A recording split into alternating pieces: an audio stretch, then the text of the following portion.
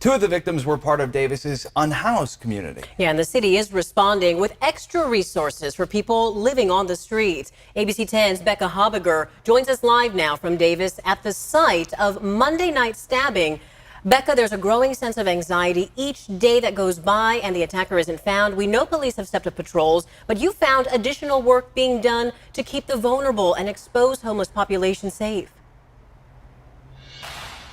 Yeah, that's right, Laura and Luke. You know, it was here officials tell us under this tree near 2nd and L Streets in Davis where a woman was stabbed through her tent on Monday night. Now, let me say that again. She was stabbed through her tent where she slept, her only barrier to the outdoors. Now, other people here at the encampments heard her scream. The attacker ran away and she is recovering in the hospital tonight. But her stabbing, as well as the first stabbing, another unhoused man in Central Park last Thursday night, has the unhoused community here in Davis afraid for their lives. That to me is really the scary part here, that randomly picking out homeless folks and stabbing them to death. Who it could be and why they're doing this and just the randomness of the whole thing, I think that's a very scary thing for almost anybody, and particularly when you're homeless and vulnerable like that. Bill Pride is the executive director of Davis Community Meals and Housing, which serves people experiencing homelessness in Davis, including here at this new 4-story housing and resource center called Paul's Place.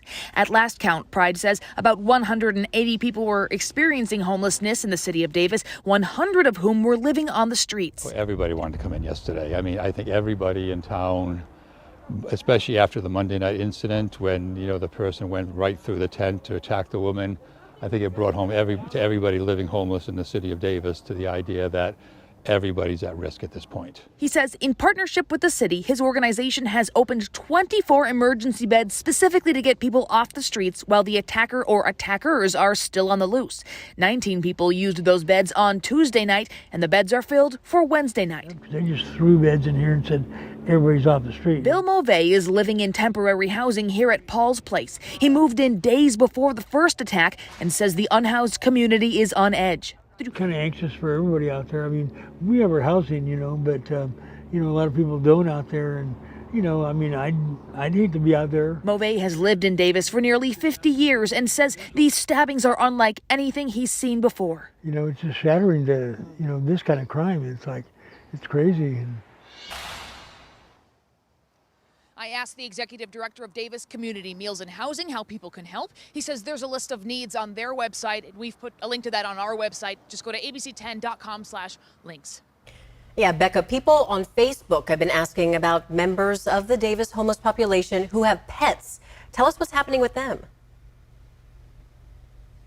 Yeah, Laura and Luke, the executive director, says that, sometimes pets aren't allowed at shelters, but given these emergency circumstances, unhoused community members with pets are allowed inside tonight. Okay, a very important update. Becca Habiger live in Davis for us tonight. Thank you.